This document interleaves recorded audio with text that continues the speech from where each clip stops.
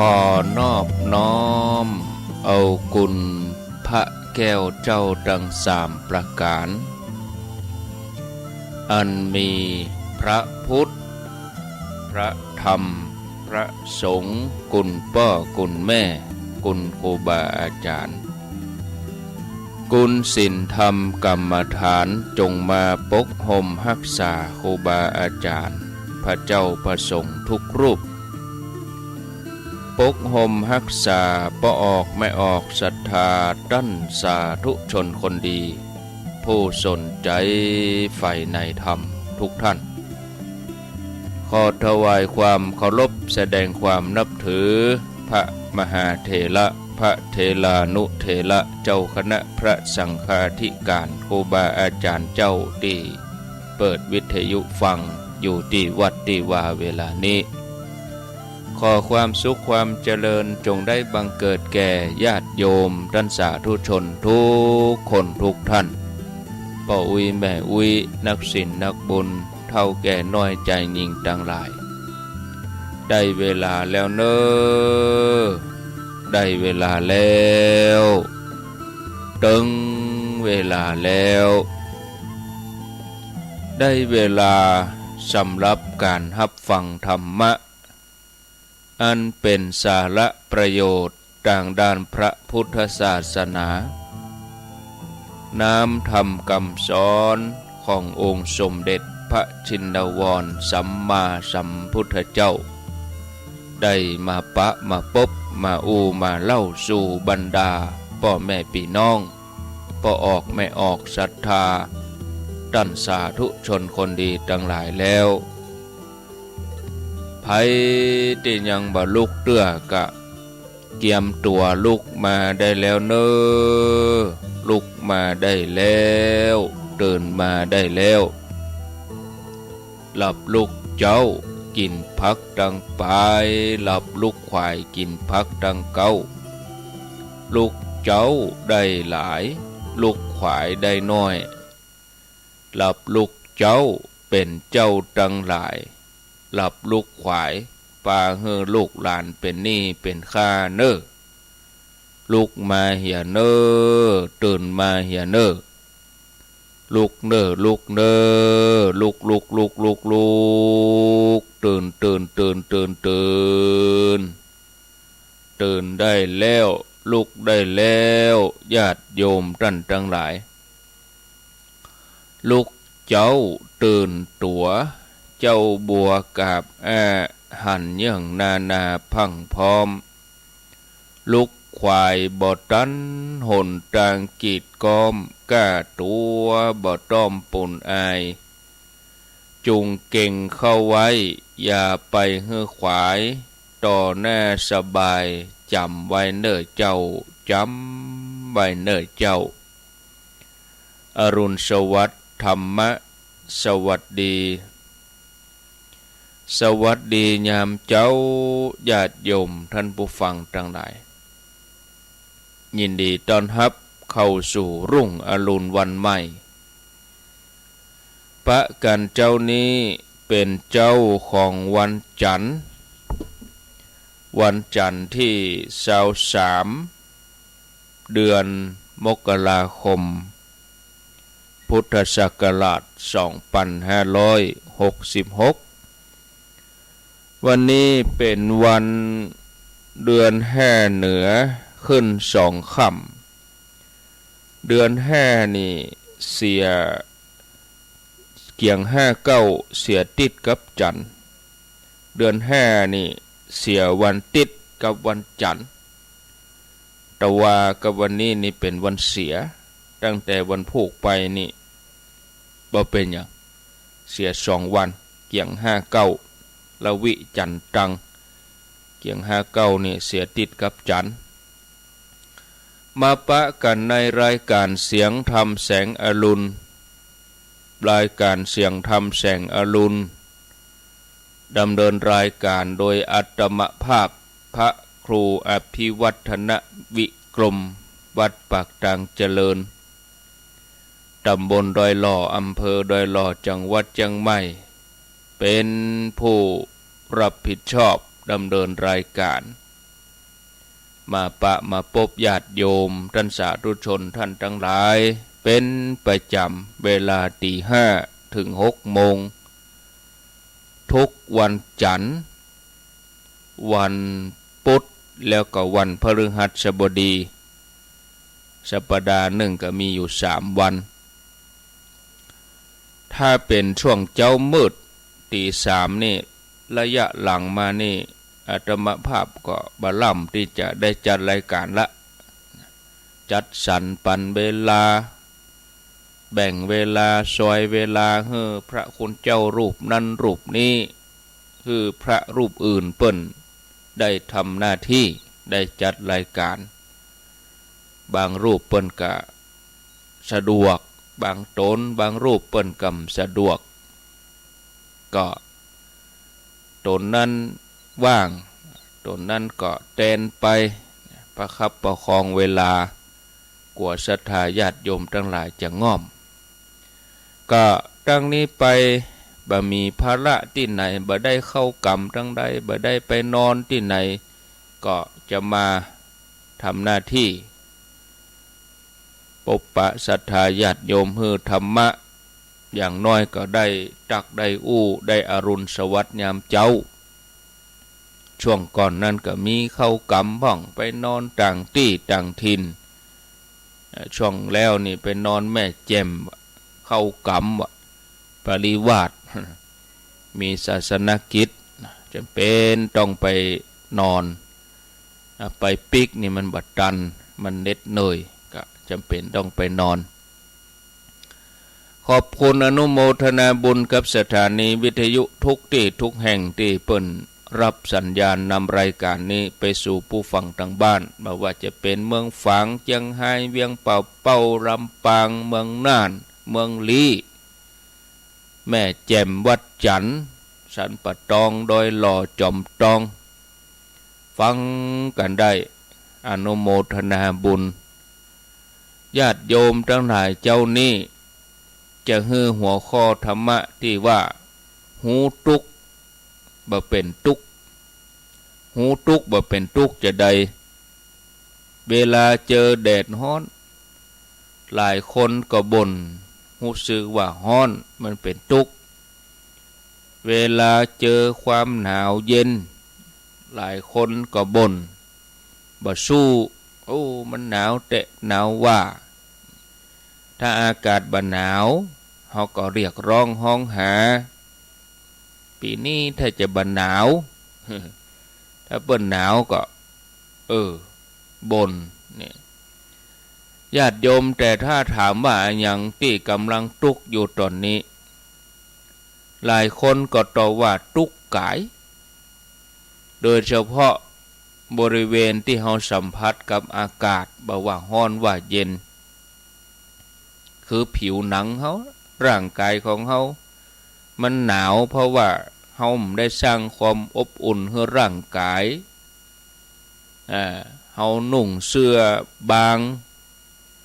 เสื้อแขนสั้นเขาบ่มีผ้าตุ้มเขาบ่มีหมวกเขาไม่ได้ใส่รองเท้าเขาไม่ได้ใส่ถุงเท้า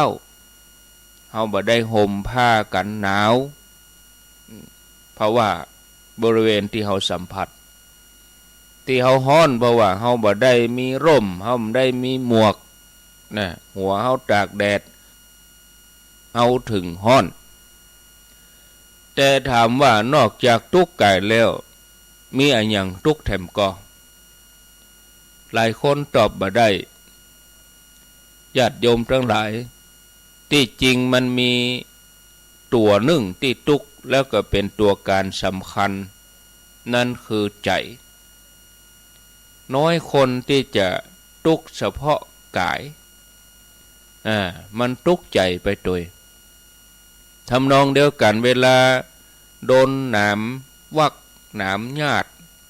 โดนมีดบาดโดนเข็มแทงอย่างเจ็บกายเจ็บเนาะเท้าเจ็บมือเจ็บแขนเจ็บแม่นก็ที่จริงมีแหมอย่างหนึ่งที่เจ็บไปตัวคือใจมันเจ็บเวลานั่งเมินปวดเมื่อยเจ็บ เอวเจ็บหัวเข่าเป็นตุกก็ตุกอะไรอย่างเนี่ยกายมันตุกเพราะว่าเฮานั่งเมินบางทีปวดแข้งปวดขาเปิ้นเฮอว่าเอานั่งเมินนี่มันเป็นตุกเอานอนปะนอนเมินก็กายอย่างญาติโยมเขาเนี่ยคนเฒ่าโทรมาในรายการโอ้มันนอนเมินตึมได้มันตึงลู่ลุกละตันบางทีเมื่อหนุ่มเนี่ยใครนอนใครหลับใครนอนเนี่ยโอ้มันได้จะได้พักมันได้จะได้นอนถึงเวลาพักผ่อนแล้วก็มาใครพักผ่อนทำแล้วอันนี้มันตุกปวดแข้งปวดขาปวดหลังถามว่ากายเต้าอันกาที่ตุกกายเต้าอันกาที่ปวดบาดใจมันปวดโดยบาดใจก็ตุกกายอย่างเดียวใจก็ตุกไปโดยนะความตุกบ่ได้เกิดที่กายเท่านั้นแต่เกิดกับใจโดยแต่คนส่วนใหญ่นี่ตันได้สังเกตแล้วก็บ่ฮู้ด้วยซ้ำทั้งที่ตุกใจนั่นมันบีบคั้นกว่าหรือว่าความตุกใจเนี่ยนักกว่าความตุกกายด้วยซ้ำสังเกตหันก็ว่าความตุกใจมันแสดงอาการออกมาบางทีมันก็บ่นว่าอย่างมันหนาวแตะหนาวว่าหนาวอีล่ำเหลือสักประมาณ2 เดือนก็จะเปลี่ยนกำอูอย่ามาฮ้อนแตะฮ้อนว่าฮ้อนอีล่ำเหลือบางทีก็โวยวายคร่ำครวญแสดงอาการพักใสไล่ส่งเมื่อใดมันจะโป้นหนาวเมื่อใดมันจะโป้นฮ้อน บ่ชอบเพราะความบ่ชอบเนี่ยทำให้ใจตุกตัวนี้ญาติโยมสร้างความตุกให้กับเฮายิ่งกว่าความตุกกายแต่เฮาตันสังเกตเฮาตันได้พอเฮาบ่ฮู้ใจตุกแต่เฮาบ่ฮู้ว่าใจตุกเป็นอย่างอี้กันนักบ่ฮู้ตุกแต่ว่ามันเป็นตุกไปแล้วใจมันตุกแต่เฮาบ่ฮู้ว่าใจตุกแต่ถึงบ่ฮู้ว่าใจตุกใจมันก็ยังเป็นตุกอยู่นั่นญาติโยมมันต่างกันนักหูตุกกับเป็นตุกเมื่อตุกนะญาติโยมทั้งหลายเป็นตุกเมื่อใดก็บ่ฮู้ตุกเมื่อนั้นเพราะหยังเพราะว่าเข้าใจไปในความตุกแล้วถ้าเข้าไปเป็นพิจารณาถ้าเข้าไปก็บ่หันเฮาเข้าไปในบ้านเฮาก็บ่หันตัวบ้านนะเฮาเข้าไปในตุกเฮาก็บ่หันตัวตุกเฮาก็บ่ฮู้ตุกหรือว่าตัวตุกทำนองเดียวกันญาติโยมนะเฮาบ่ฮู้จักโลกนี้ดีพอจนกลัวเฮาจะออกมาจากโลกหรือว่าเฮามาอยู่นอกโลกอย่างกับนักบินอวกาศที่เปิ้นอยู่นอกโลกแล้วเปิ้นก็ถ่ายรูปออกมาให้เฮาหันเนี่ยโอ้โลกของเฮามีหน้าตาอย่างอี้เมื่อก่อนเฮาบ่ฮู้โลกเฮาเป็นจังได๋เมื่อมีวิวัฒนาการมียานอวกาศถ่ายรูปออกมาโอ้ปากันตื่นตารูปร่างของโลกเฮานี่มันแปลกตาก็ฮู้ว่าโลกนั้นมันมน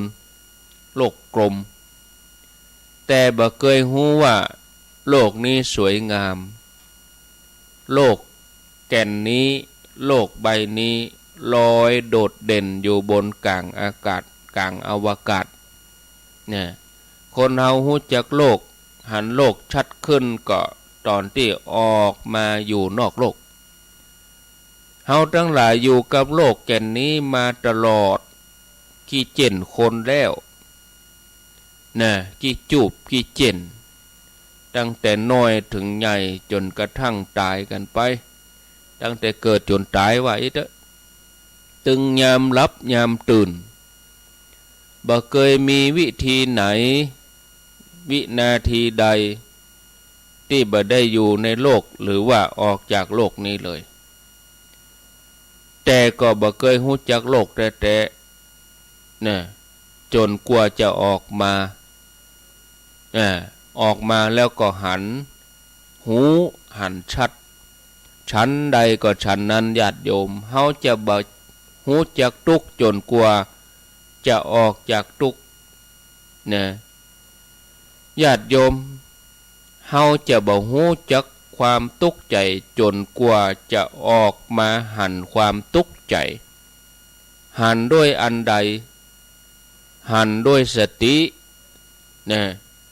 แต่ถ้าเป็นทุกข์อยู่กับทุกข์ก็จะบ่มีวันรู้ทุกข์เลยเหมือนกับคนที่เขาอู้เป็นสำนวนว่านกบ่หันฟ้าป่าบ่หันน้ำหนอนบ่หันอาจมนอนอยู่กับอาจมนะแต่บ่หันอาจมนะแล้วก็จะฮือออกจากอาจมมันก็บ่ยอมเพราะมันคิดว่าอาจมเนี่ยเป็นของดีที่สุดของดีของมันหมู่นอนทั้งหลายอันนั้นเป็นเพราะว่ามันก็บ่รู้จักอาจมแท้ๆฉะนั้นการรู้ทุกข์ก็เลยเป็นเรื่องสำคัญทุกคนก็รู้ว่าอริยสัจสี่ที่องค์พระสัมมาสัมพุทธเจ้าพระองค์ทรงตรัสรู้พระองค์ทรงรู้ได้แก่ทุกข์สมุทัยนิโรธมรรคแต่ว่าองค์พระสัมมาสัมพุทธเจ้าพระองค์สอนหนักกว่านั้น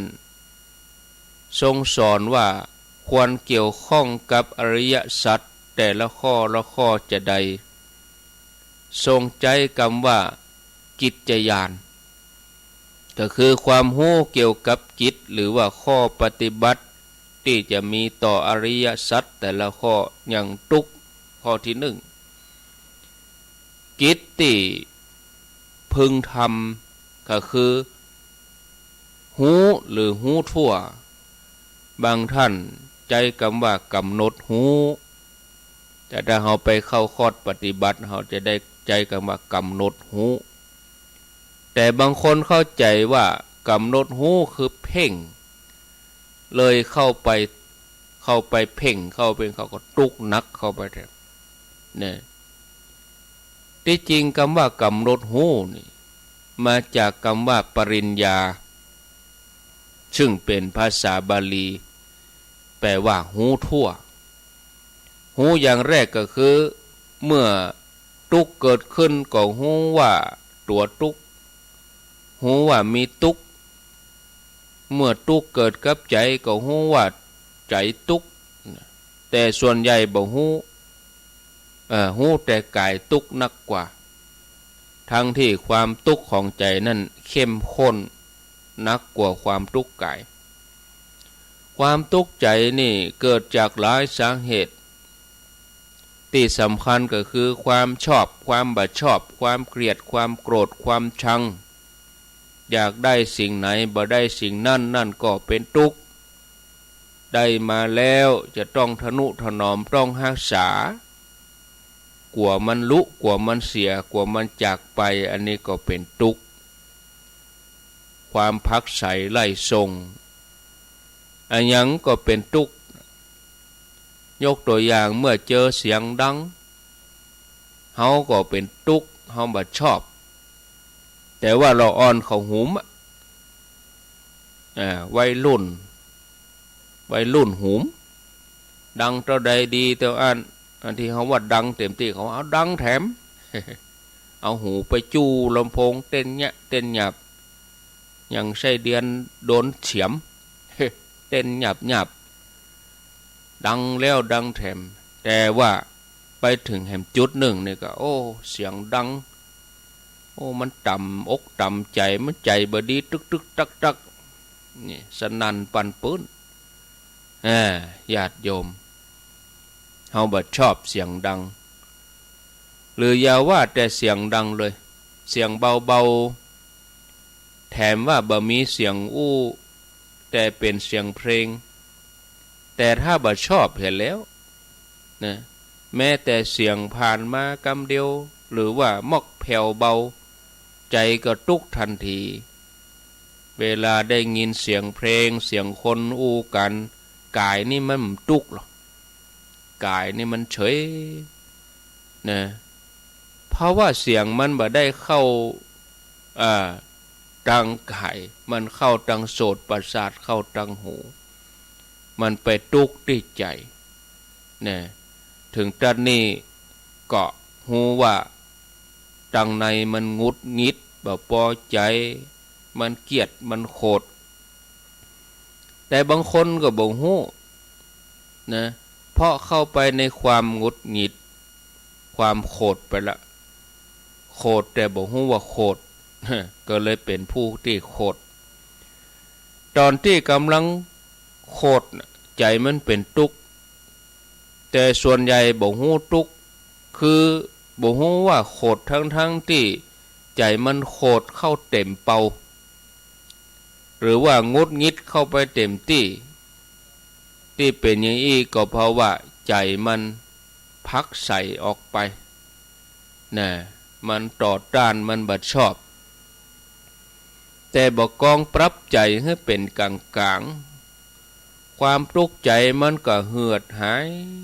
นะปรับใจให้เป็นบวกยกตัวอย่างคือเกิดความรู้สึกดีกับเสียงนั่นเหี้ย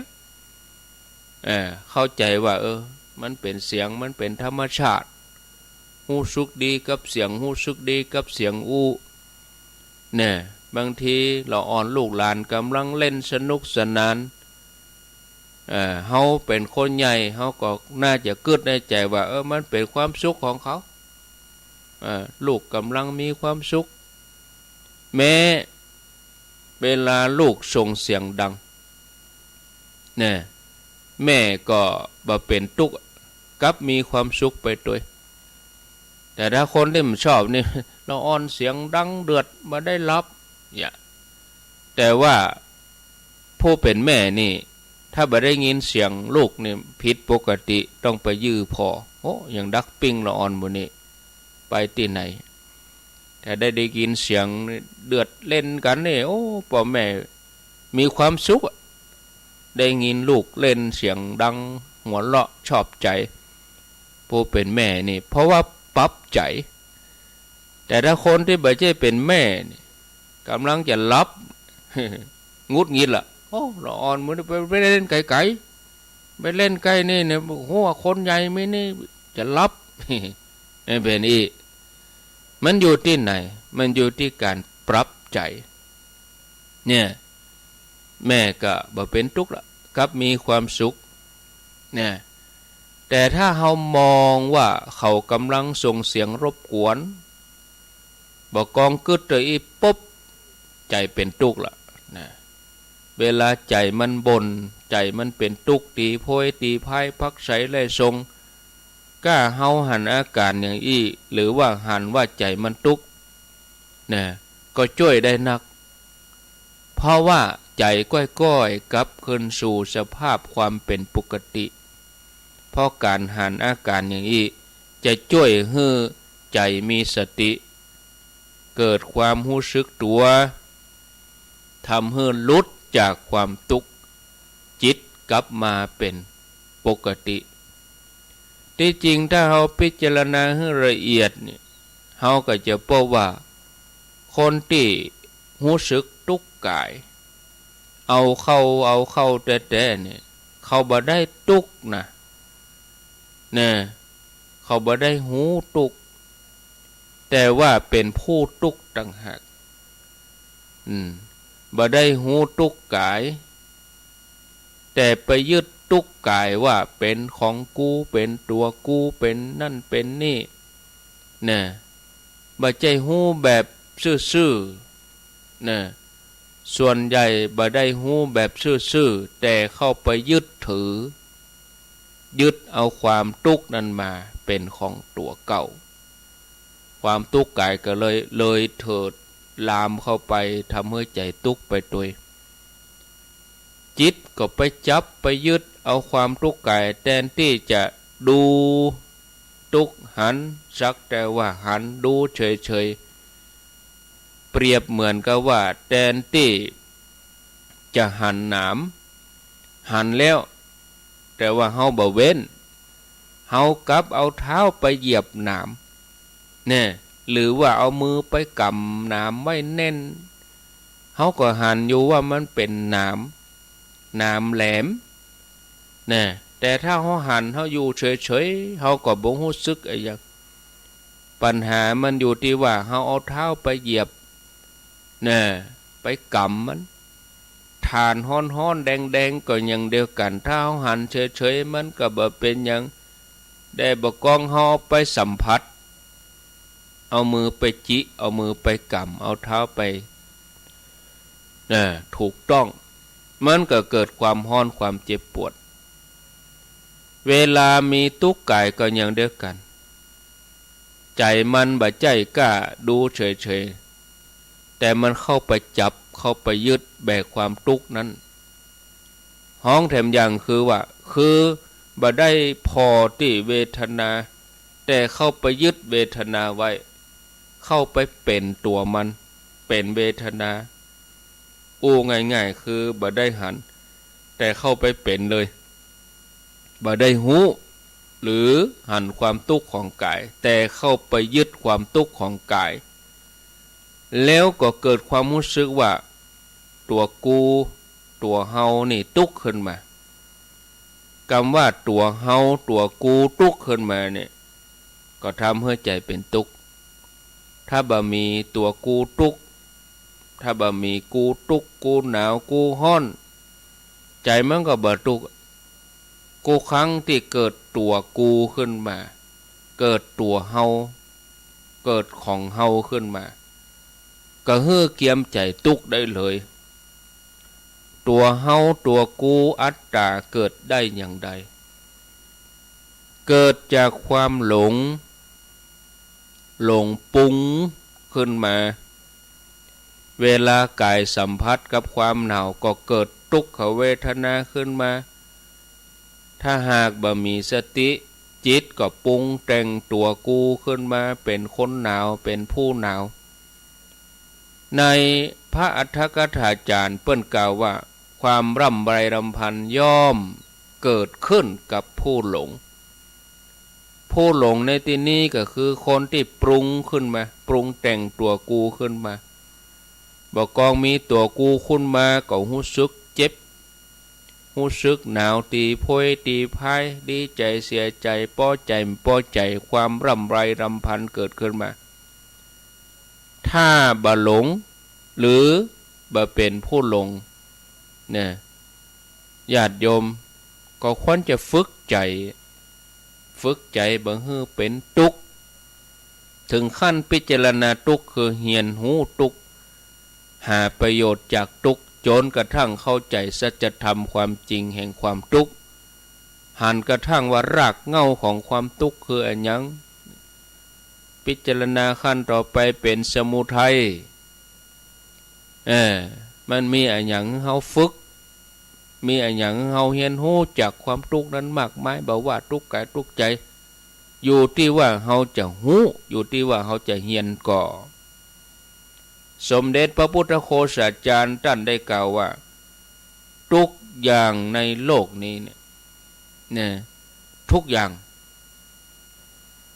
แม้แต่เลวที่สุดถ้ามองจ้างมองเป็นก็เป็นประโยชน์อย่างน้อยก็ได้ความรู้ได้ความจริงความทุกข์เนี่ย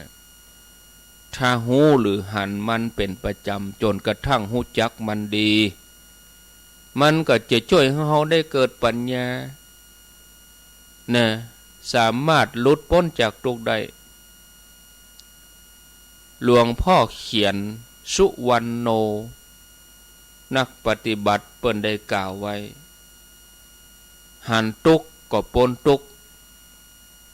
หันมันบ่อยๆ ก็จะรู้จักธรรมชาติของมันอย่างแจ่มแจ้งจนกระทั่งรู้ว่า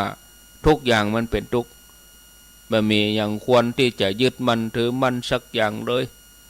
เมื่อรู้อย่างนี้ก็วางทุกสิ่งเมื่อวางได้ทุกสิ่งก็หมดทุกข์นี่ศรัทธาญาติโยมท่านสาธุชนทุกคนทุกท่านอันนี้ก็ฝากไว้เป็นสาระธรรมะ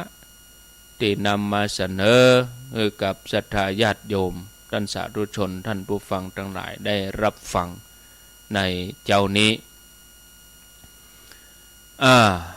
แถมอันหนึ่งเนาะเดี๋ยวจะมาเพิ่มเติมมาเสริมให้ญาติโยมทั้งหลายก่อนที่จะเพิ่มเติมเสริมให้ญาติโยมนี่ก็จะว่าวันศุกร์นี้ได้ปะกับพระเดชพระคุณท่านเจ้าคุณพระสุวรรณเมธีท่านเจ้าคุณพระสุวรรณเมธีเปิ้นก็ได้กำหนดการงานแล้วก็แจ้งประชาสัมพันธ์บอกกล่าวบอกว่าอาตมาถ้ามีโอกาสได้เข้ารายการนี้ช่วยแจ้งบอกกล่าวญาติโยมกรรมเพราะว่าที่วัดพระธาตุสีจอมทองนี่เพิ่นจะมีงานอย่างงานสมโภชพิธีฉลองพระบัญชาสมเด็จพระสังฆราชแต่งตั้งเจ้าวาดพระอารามหลวงแล้วก็งานฉลองตราตั้งเจ้าคณะอำเภอจอมทองที่วัดพระธาตุสีจอมทองท่านเจ้าคุณพระสุวรรณเมธีแสวงปัญญาปโชโตเปรนธรรม7ประโยคด็อกเตอร์พุทธศาสตร์ดุษฎีบัณฑิตวันที่28กุมภาพันธ์ถึงวันที่1มีนาคม2566เนี่ยก็ญาติโยมจะรู้จักเมื่อเคยจะไปร่วมบุญร่วมกุศลก็ขอเจริญพรเนอะวันที่18กุมภาพันธ์ถึงวันที่1มีนาคม2566นะเชิญชวนญาติโยมท่านสาธุชนท่านทั้งหลายไปร่วมที่วัดพระธาตุสีจอมทองนะก็ขอเชิญชวนญาติโยมท่านทั้งหลายตัวอันนี้เป็นข่าวสารงานบุญแถมข่าวสารงานบุญหนึ่งที่มีอยู่ตลอดนี่ก็ช่วงนี้เปิ้นมีการปฏิบัติธรรมของพระนิสิตมหาวิทยาลัยมหาจุฬาลงกรณราชวิทยาลัยสงฆ์นครลำปางเปิ้นปฏิบัติธรรมกันที่นั่นตั้งแต่วันที่19เป็นต้นมาจนถึงวันที่28เนี่ยวันที่28นี่ก็เป็นวันนั้นที่เปิ้นจะออกกรรมเปิ้นปฏิบัติธรรมกันก็เชิญชวนญาติโยมอยู่ใกล้อยู่หิมเด้อจะไปร่วมบุญร่วมกุศลก็ขอเจริญพรญาติโยมไปร่วมทำบุญกันได้วันนี้วันที่23วันจันทร์ญาติโยมฟังรายการวิทยุที่รอใส่บาตรก็เปิ้นจะแบ่งสายกันไปบิณฑบาตอยู่2สายที่วัดบ้านจัววัดสมัยวัดอุมรองอำเภอศพปราบ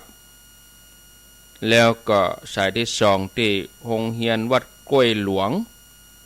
กาดกล้วยหลวงหอนาฬิกาต้นขามหลวงอันนี้สายกลางก็ไปที่กล้วยหลวงพัฒนาแล้วก็เลี้ยวซ้ายออกถนนใหญ่วันนี้วันจันทร์แต่ละวันแต่ละคืนก็มีการปฏิบัติแต่ละคืนเพื่อก็นิมนต์ครูบาอาจารย์พระสงฆ์ไปบรรยายแต่คืนนี้ก็หลวงพ่อเจ้าคณะอำเภอเกาะคาลำปางอาตมาไปคืนวันที่21แล้วก็วันที่27นี่ก็ญาติโยมจะไปร่วมกันก็ขอเจริญพรเด้อสถานที่เฮาก็ไปที่หั่นก่อนไปที่มจรหั่นก่อน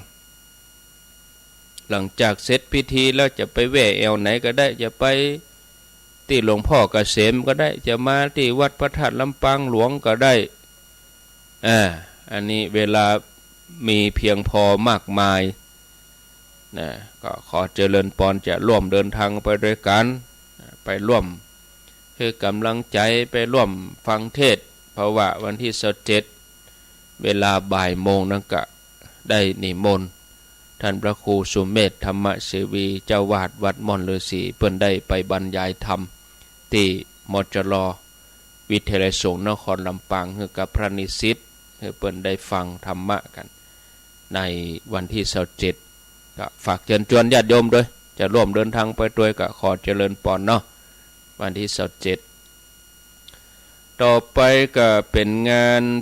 พระราชทานเพลิงศพงานพระราชทานเพลิงศพหลวงพ่อพระครูสถิตสุภวัตรอดีตเจ้าวาดวัดพุทธเอ็นณเมนชั่วคราววัดพุทธเอ็นตำบลช่างเครื่องเขต2อำเภอแม่แจ่มจังหวัดเชียงใหม่ระหว่างวันที่26ถึง30มกราคม2566เนื่องจากหลวงพ่อพระครูสถิตสุภวัตรอายุ77ปีพรรษา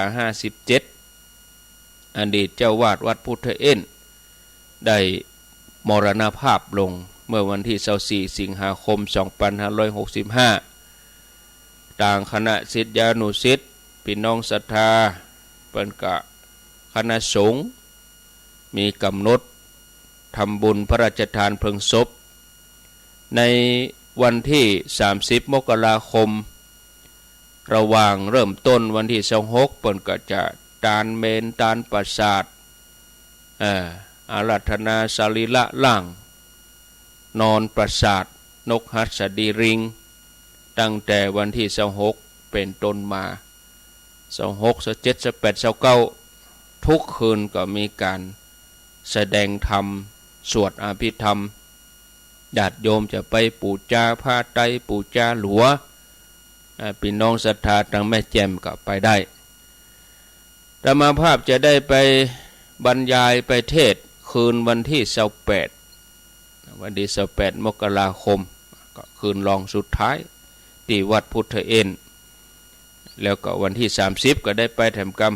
ไปพระราชทานเพลิงศพเนาะที่วัดพุทธเอ็นก็เชิญชวนญาติโยมท่านสาธุชนท่านทั้งหลายโดยแถมงานหนึ่งก็อันนี้เปิ้นจะยังส่งน้ำตัดใบลูกนิมิต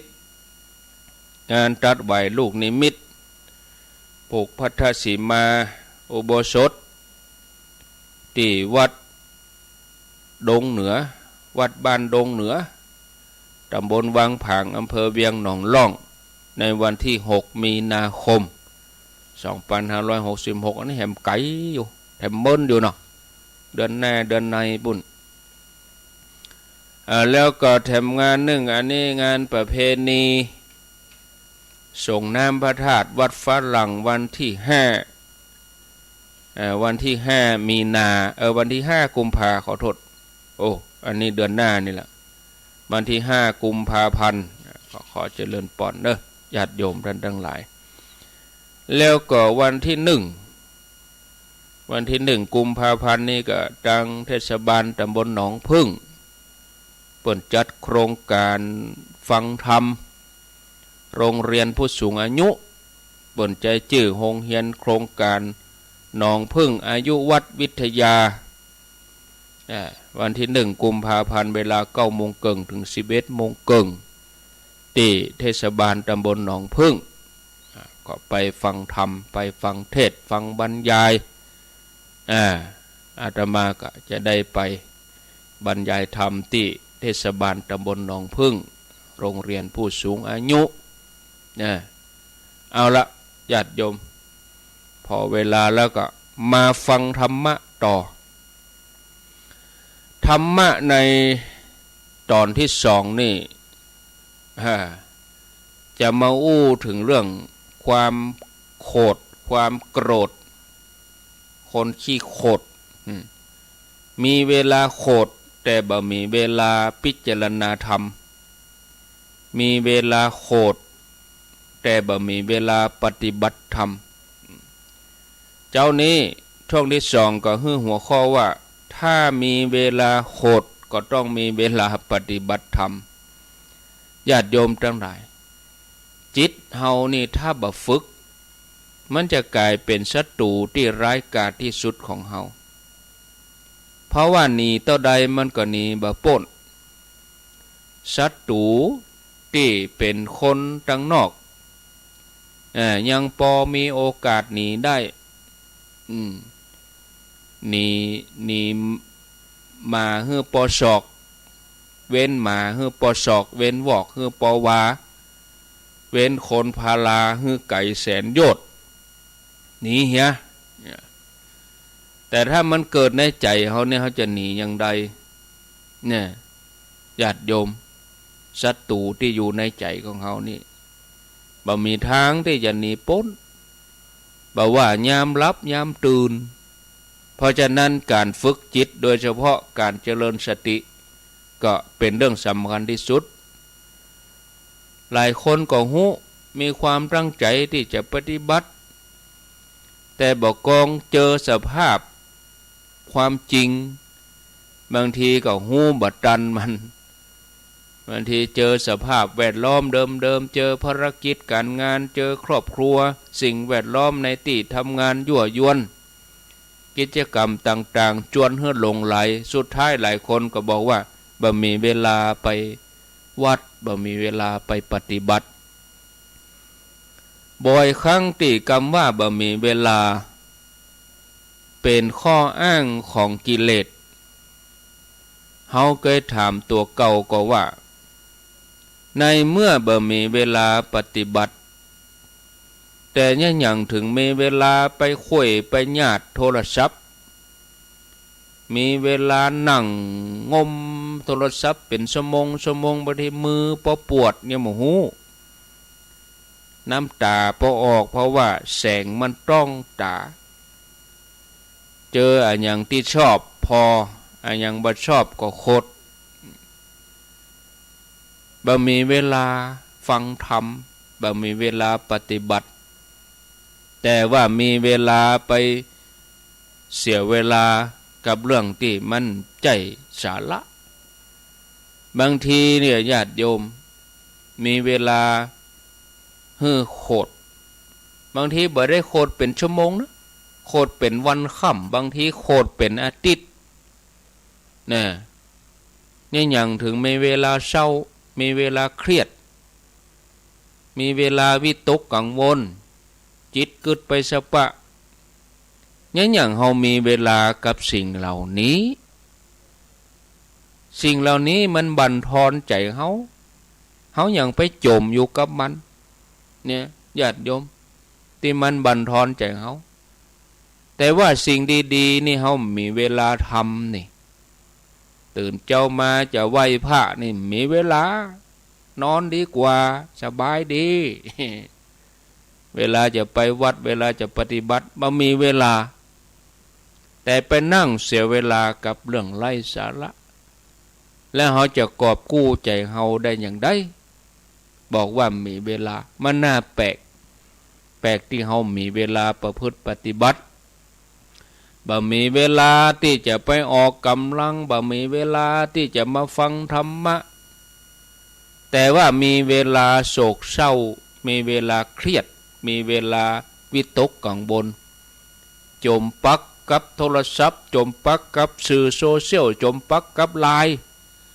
จมปักกับเฟซบุ๊กเป็นชั่วโมงบางทีเป็นวันเป็นเกิงวันมันเกิดอะไรอย่างขึ้นบางคนรู้ว่าต้องปฏิบัติแต่ว่าเขาก็มีอะไรอย่างต่ออะไรอย่างมากมายที่จะต้องทำก็ต้องถามตัวเองว่าสิ่งที่ทำมันสำคัญก่อมันมีประโยชน์กับเฮาก่อบางอย่างมันไม่สำคัญแต่ว่ามันสร้างสีสันบ่ได้ที่เฮาส่งข้อความที่เฮาส่งกำอูเข้าไประบายอารมณ์เข้าใส่บางทีโคตรไผที่ไหนม่ามหู้โยนเข้าใส่เฟซบุ๊กโยนเข้าใส่ไลน์ บางทีก็มีเวลาในการจับจ่ายซื้อครัวทางออนไลน์มันเป็นสีสันให้กับชีวิตแต่ว่าบ่มีเวลาที่จะมาฟังธรรมบ่มีเวลาที่จะมาปฏิบัติบ่มีเวลาที่จะมาสวดมนต์แต่มีเวลาเล่นไลน์มีเวลาเล่นเฟซบุ๊กมีเวลาเดินห้างมีเวลาดูหนังดูละคร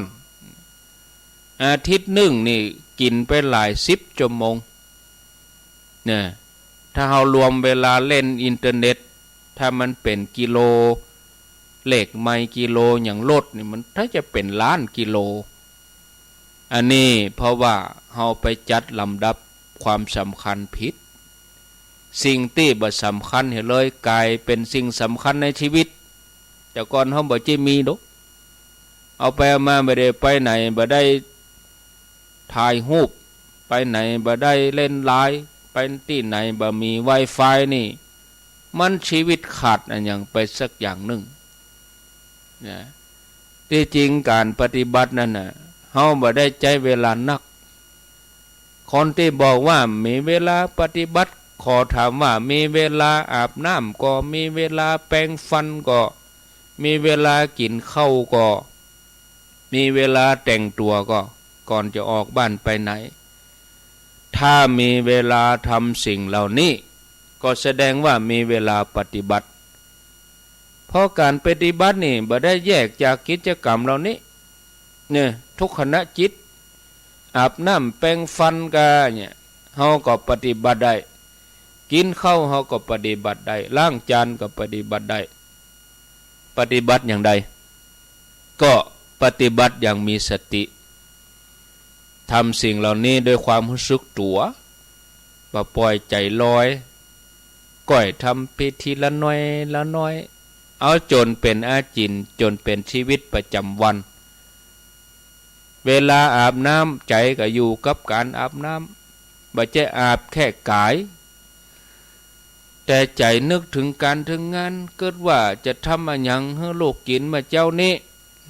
แต่งตัวเอาชุดอย่างไปจะประชุมอย่างใดเวลาใดเฮาจะอู้อย่างใดพบปะไผอันนี้ถือว่าทำสองอย่างในเวลาเดียวกันผลที่ตัวมาก็ทำให้ใจลอยฟุ้งซ่านแต่ถ้าทำทีละอย่างกินข้าวใจก็อยู่กับกินข้าวอาบน้ำก็อยู่กับการอาบน้ำแปรงฟันอยู่กับการแปรงฟันก็ถือว่าปฏิบัติแล้วเป็นการเจริญสติแล้วการเจริญสตินั่นก็คือว่าตัวอยู่ไหนใจอยู่หั่นตัวอยู่นี่ใจอยู่นี่ตัวอาบน้ำใจก็รับรู้ว่ากำลังอาบน้ำมันเป็นผลดีนะทำให้ใจของเฮานี่ได้รับความสดชื่นเวลาอาบน้ำล้างหน้าถ้าใจอยู่กับกายใจจะรับรู้ถึงความสดชื่นขณะที่น้ำไปสัมผัสกับหน้าสัมผัสกับกายเป็นการเติมความสุขเล็กๆโดยน้อยให้กับชีวิตของเฮาแต่ถ้าเวลาอาบน้ำล้างหน้าแปรงฟันใจลอยไปเรื่องอื่นนอกจากจะบ่ได้รับความสดชื่นแล้วก็ยังเกิดความเครียดเกิดความวิตกกังวลใจลอยเปิดน้ำละไว้อันนั้นตกอันนี้ต่ำเนี่ยอันเนี้ยญาติโยมนะพอเวลาแล้วจะหมดแล้วจะหมดแล้วข้างแถม4 นาทีเอาไว้เตาอี้ก่อนนอปอออกแม่ออกศรัทธาเวลาหมดลงไปรายการต่อไปก็ฟังท่านพระครูสังวรศรีลาภิลักษ์วัดชายมูลตำบลแม่กะอำเภอสันปะตองจังหวัดเชียงใหม่เมื่อจันแล้วนี่เสียงบ่ออกแต่ว่าระบบอินเทอร์เน็ตระบบอันยังดีแต่ว่าบ่มีเสียงก็ถ้าจะเป็นตาแจ๊กตามไมค์กะนี่เนาะวันนี้ก็ได้จะดีแล้วนะท่านพระครูเพิ่นแปลงก็ดีละได้ฟังเป็นประจำทุกวันจันทร์มรดกธรรมเมืองท่านพระครูสังวรศรีลาภิลักษ์วัดไชมูลตำบลแม่กะวันก่อนไปเยี่ยมไปแอวหาหลวงพ่อพระครูอุดมศิริทัตน์ วัดศรีภูมิวัดศรีภูมิมาอำเภอเมืองลำปางโอ้หลวงพ่อฟังทุกเจ้าเนอะศรัทธาเขาก็ฟังหลายแปลว่าคนฟังนักแน่นหนาก็ขออนุโมทนาตัวในเมตตาของพระเจ้าพระสงฆ์ครูบาอาจารย์อันใดมีอย่างที่จะพอแนะนำบอกกล่าวได้ก็นิมนต์จัดรายการอย่างนั้นจัดรายการอย่างนี้เพิ่มเติมตรงนั้นตรงนี้ก็นิมนต์นะครับเนอะครูบาอาจารย์พระเจ้าพระสงฆ์เพิ่นฟังกันหลายตลอดจนถึงญาติโยมด้วยเนาะติดตามรายการต่างๆที่เปิดจัดผังเวลาเนี่ยโอ้ได้รับการตอบรับดีทุกคลื่นทุกสถานีได้บุญด้วยกันอาตมาลาไปก่อนเนอะเจ้านี่นะขอนำรายการจากลาพ่อแม่ศรัทธาญาติโยมท่านสาธุชนทุกคนทุกท่านไปก่อนวันพุธถ้าว่าร่างกายดีพักผ่อนเต็มที่นี่เนาะบ่มียังเปลี่ยนแปลงก็จะมาเข้ารายการตี 3ถึงตี 5ก่อนท่านสาธิตเพราะว่าท่านที่ติวัดเปิ้นขอถอนตัวบ่ไหวครับเจ้าล้ำไปผมขอเป็น8 โมงก็เลยปรับเวลาให้เปิ้นวันเสาร์วันอาทิตย์วัดสีจุมนะ8 โมงถึง 9 โมงเหียเปิ้นขอ8 โมง 9 โมงบางทีอาตมาก็เกิดว่าช่วงเวลานั้นบางทีต้องไปรับตาลขึ้นบันใหม่กับงานศพกับงานอย่างมันขวายมามันถึงบ่สะดวกที่จริงมาเจ้าเนี่ยมันสะดวกโยทินแท้ๆมันม่วนมาเจ้านี่คนฟังนักฟังหลายแล้วมันสงบดีถ้าขวายมาก็ลังนั่งคนนั้นมาตานขันเข้าก็เดี๋ยวก็ได้ไปงานแต่เปิ้นเลือกเวลานั้นก็เป็นยังจำผูกไปกับอาตมาก็จะมาจัดตี 3ถึงตี 5แล้วก็ท่านทิติวัดเปิดก็ไปจัดเวลา8 โมงถึง 9 โมงวันเสาร์วันอาทิตย์เนาะเอาละบ่ลาไปก่อนเนาะไปกับเวลายาวไปฟังท่านพระครู104ก็ฟังวัดไฟหินเป็นรายการของน้ำพระครูวัดวังสิงห์คำอายุวันโนสุขังปรัง ตามรอยพระบรมโอ